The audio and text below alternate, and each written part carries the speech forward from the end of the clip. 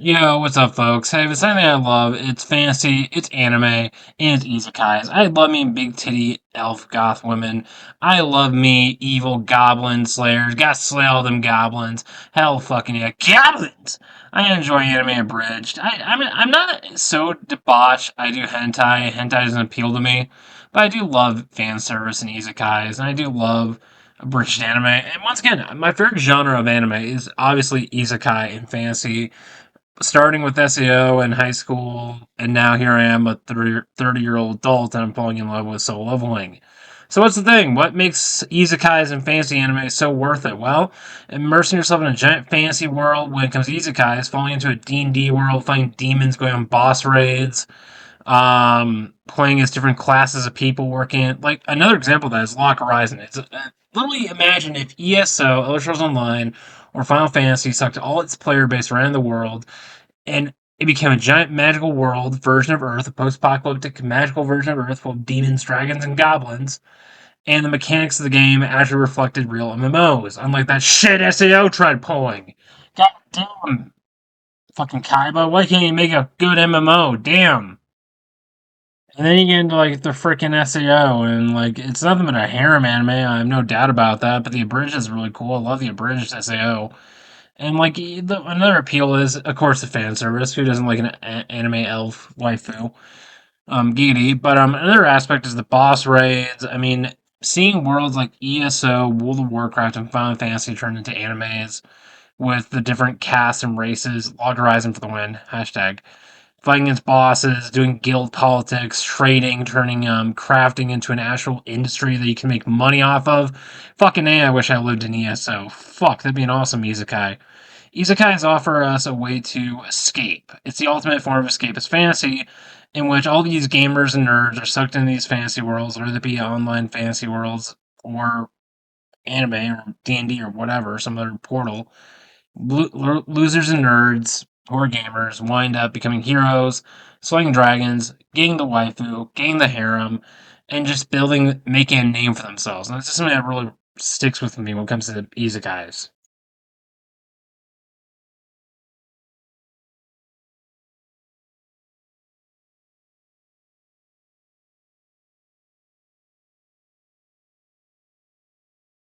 People, this is why SEO sell first aired back in 2012, and it wasn't subtle. People die in the game. You die in real life. No logout button. No safety net. On the surface, it looked like a powerful fantasy, and yeah, it kind of fucking was. But the reason SEO exploded wasn't just Kirito being a fucking edgy edgelord with a massive harem and being overpowered. It was the premise itself. For the first time, an anime treated an MMORPG not as a joke or a backdrop, but as a place, a world full of enemies, the death of loved ones, trauma, grief, a lot of fucking trauma, politics, identity, and it's a gamer code, and really dealt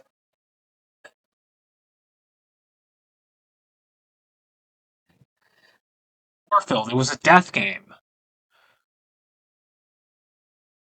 What SEO really understood, in my opinion, even when it wasn't perfect, is this. If people lived in a world long enough, it would stop being a game. And yeah,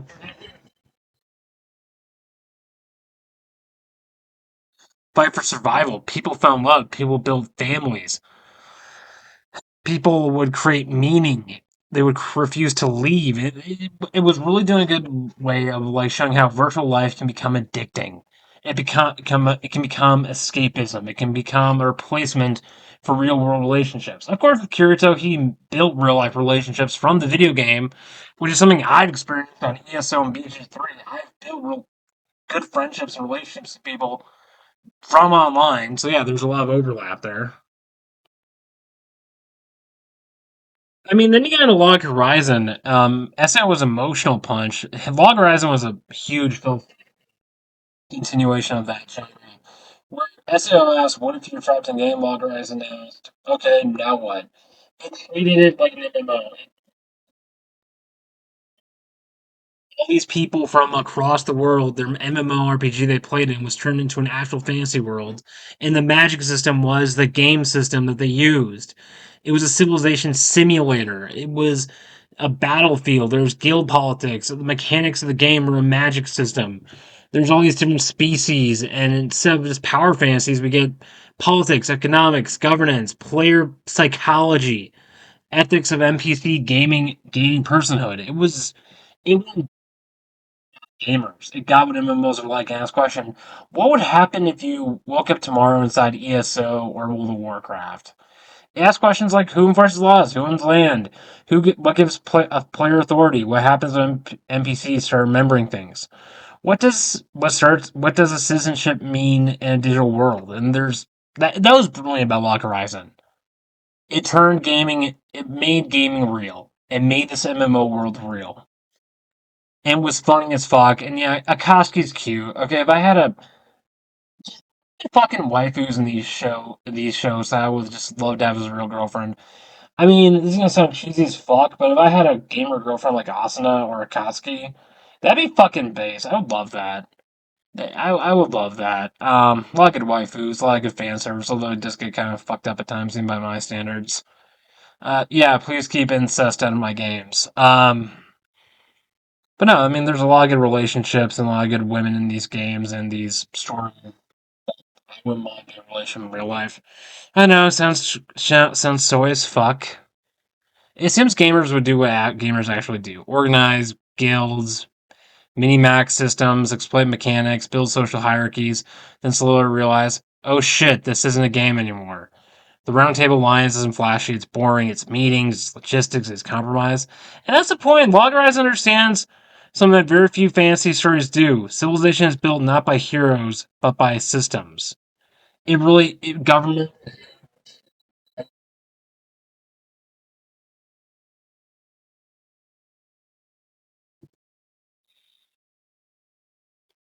But yeah, I wouldn't mind having a harem full of fan service. I'm a based individual, I'm a creature of flesh. I mean, goddamn, who is my favorite waifu from an isekai or fantasy anime? That's a good question. But I'm not going to talk about that because I don't want to get demonetized. I don't want people to get think I'm more degenerate than I already am. Giggity.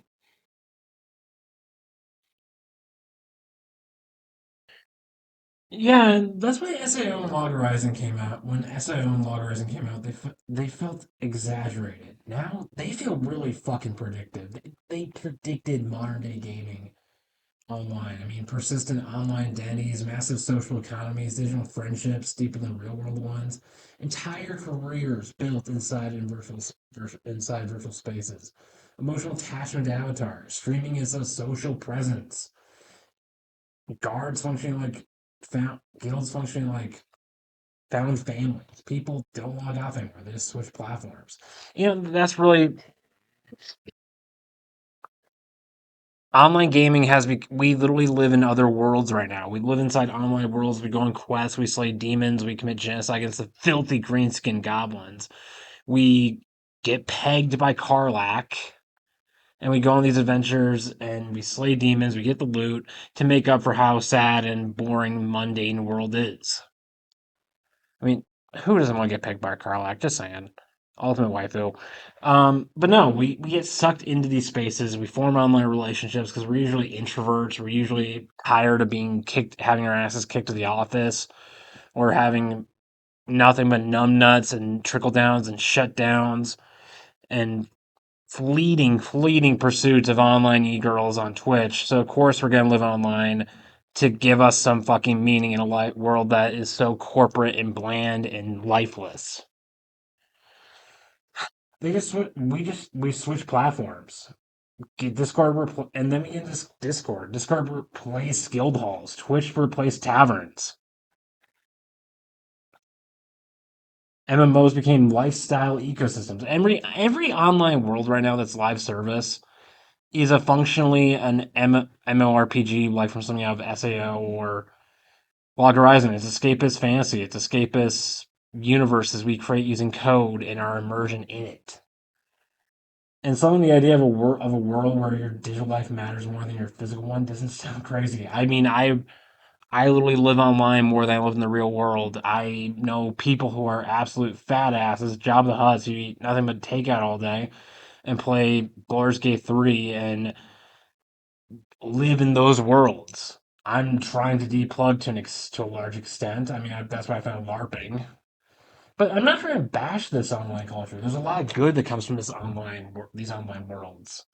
Escapism, a sense of community, a sense of family, a sense of adventure, a sense of whimsy. It's augmented reality, and there's definitely a place for it. Just don't lose your soul in your connection to this world in the process. Online worlds have brought me some of my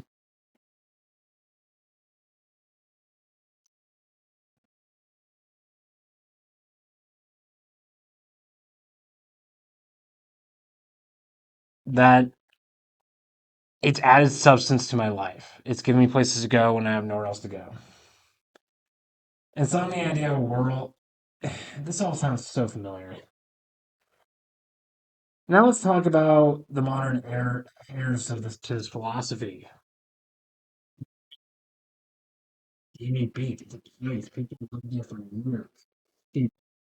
I've known role-playing events on ESO, and we created adventures and stories and relationships. Hell, I also had an online wedding for my dearly boyfriend. We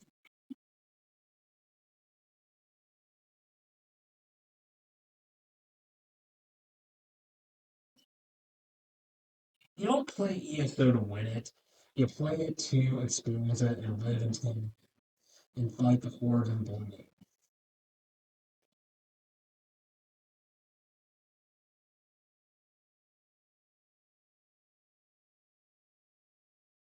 The degenerates of the empire. It's a lot of rising.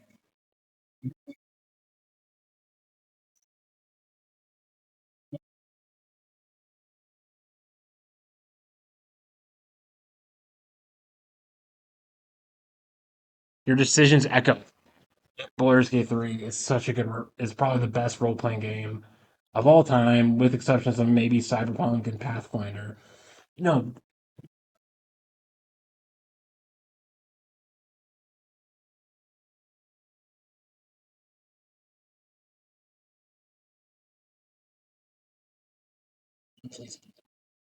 these games are so. There's 100 different endings, there's 1,000 hours, there's companions you can pursue relationships with, there's companions you can have a threesome with. I mean, Shadowheart, stop looking at me that way. We exist in these games, and the characters and our choices have such impact, more so than any game in history, and that's why I love Baldur's Gate 3, and why I love Pathfinder Wrath of the Righteous. It's so intricate in its dialogue system and the outcomes of having certain characters. And I guess it, 3 understands something rarely critical. What makes a world feel real isn't graphics, it's consequence. Players aren't just considering a story; they're co-authoring it. Oh, yeah, you're telling a story that has thousands of different endings and endless amounts of relationships and companions and side quests. BioWare got the ball wrong on that one; they really did. Co-authoring Baldur's Gate 3 is art in that sense, which brings us to the biggest shift of all. We're not waiting for nerve gear headsets. We're not. We've already been in this world before nerve gear isn't even a thing. We're already halfway there. Identity is real identity. Digital communities carry emotional weight. People fall in love, break hearts, find purpose, and build legacies online. That's true. I've seen online relationships, romantic even. And I'm not going to confirm or deny I ever tried this, but it can either fail miserably or it can end very, very good. But I still recommend people go to meet people in real life. That's just me, though. And unlike older generations, we don't see that as fake. We see it as another layer of reality, and that's what the online worlds are. They're code. It's no different than the Matrix, really. It's no different than the Matrix. It's another reality we escape into. Essay on Log Horizon were predictions attack their predictions of culture. God, did they predict the online gaming addiction and online gaming Discord, MMOs, and BG3 that we live in today? They saw a generation that would value chosen family over blood, build meaning through shared virtual experiences. And I've had so many adventures and have so many fun memories from online gaming and online raids and roleplay sessions. Just kill the filthy goblins, kill those filthy green skin bastards. I've had so many memories of me and my guild just having all these adventures and feeling top of the world.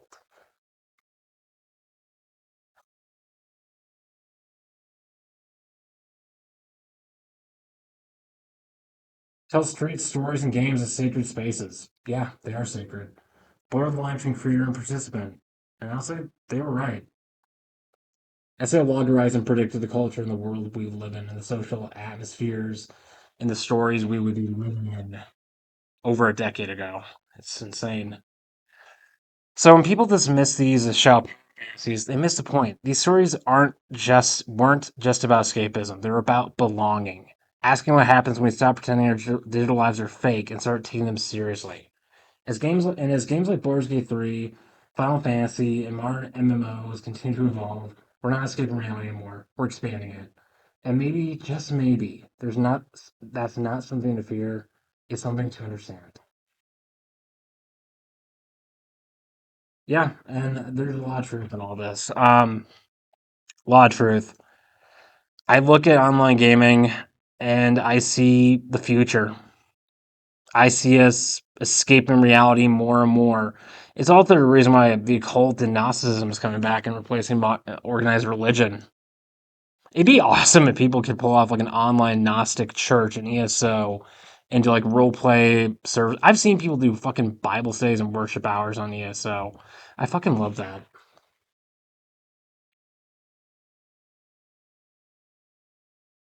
I mean, look, I'll put it this way. Online MMOs offer a sense of community, adventures, endless possibilities for meeting people, hanging out, and going and expanding your imagination and experiencing whimsy. It's like Gnosticism and the Demiurge.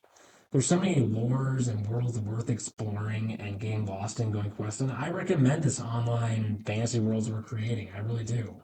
I really emphasize the beauty and the charm and whimsy of literally escaping into an isekai every time you play Baldur's Gate 3 or Final Fantasy Online.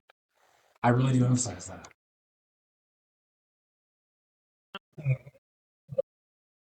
Whether it be MMOs or RPGs like Baldur's Gate 3, ESO, Final Fantasy, or isekais, or to magical worlds, that's the modern day form of the hero's journey. And it's something that's going to sweep all of us up into it, where we can go on all these quests, form relationships, form friendships, have the moments that we can never have in real life. I mean, who many people get to claim they slay a demon god, or fucked an elf princess, or got fucking became a sex slave to a tiefling Daedric priest? You know, once again, these stories are fun for immersion. They're fun for escapism and having adventures we can never have in the real world. And that's the main selling point of them. They're escaping reality, and they only become an issue when they become fake and we lose all contact with the real world. What I'm trying to say is having these online adventures with your friends, your partners, your family, having these online adventures, going on quests with your closest friends, your partner, getting high while you're doing it. That's modern day Lord of the Rings. Okay, that's modern day Lord of the Rings. It's fucking epic. I love it. And we're gonna keep going this direction. And we need to embrace this. This is gonna be a future of human immersion. I mean, especially as VR becomes more and more of a thing. We need to acknowledge this is an online reality and we need to have connections to the real world, yes, but also treat the online relationships we forge online and maybe get to know these people that we meet online in person. I do that all the time with people I'm guildies with on ESO and Baldur's Gate 3. It can be a shared adventure you go on with people. You can make real connections in real life in your local area or go on road trips. You can make relationships in online gaming, friendships, whatever. Or you can go on these adventures with people you already know in your immediate circle and share experiences, share adventures. Be the fellowship of the nerds that kills the dark demonic god. Praise Moloch Ball. But still, I do believe online gaming will, and hobbies in general, the more nerd culture becomes more common, it's going to become easier to form nerdy relationships, nerdy connections, nerdy friendships. I really do believe virtual and fantasy reality can, like, really help us connect with other people and find people that we really click with. I do really believe that. You know, and I mean, my game packed by Karlak. If my partner dressed up like Karlak, I would love that, actually. But no, that's the reality we need to start living in. This isn't just like this is an artificial reality We're creating entire realms using data and technology. It's magic. It really is. I mean, role playing games, online role playing games, whatever that be, are modern day forms of magic. Escapism from reality and forming connections, going on adventures, digital group astral projection. Just how like normal tabletop D&D is group astral projection. We need to start looking at this. It's gonna become a huge part of our lives, and we just need balance. We need balance, and we need to go about these worlds with intent and not get sucked into them, but also use them and enjoy them. I really do believe that. Hell, guildies can now host like online weddings on World of Warcraft or Elder Scrolls or Star Wars: The Old Republic. Games are really good for role playing and immersion and having all these abilities. Well, if you want a free to play, Star Wars: The Old Republic, ESO, these online worlds are just brimming with people to meet, forming connections with. I've even hosted online web Disney and Games Workshop and go on the endless adventure of a lifetime. We'll see you next time. But don't forget to hit the subscribe button for more esoteric gaming podcasts and video essays going forward with the new channel. We're really loving the content we're making. We really hope you guys enjoy it too. I'm expanding my platform to involve new content, new channels. Because I'm just moving on. I'm growing out of college gamers and I'm taking on new adventures, new mediums to match my online content creation. Until next time, folks. Hope you enjoy experimental theology. I also have a Discord space dedicated to online gaming and role playing. I hope you all enjoy it. See you in the next one.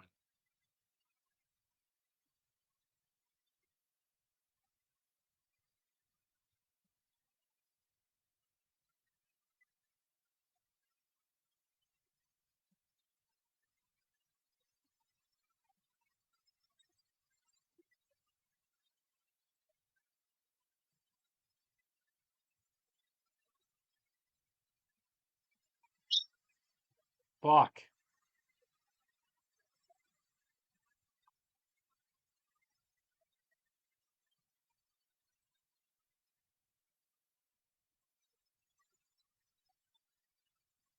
Go take a long rest.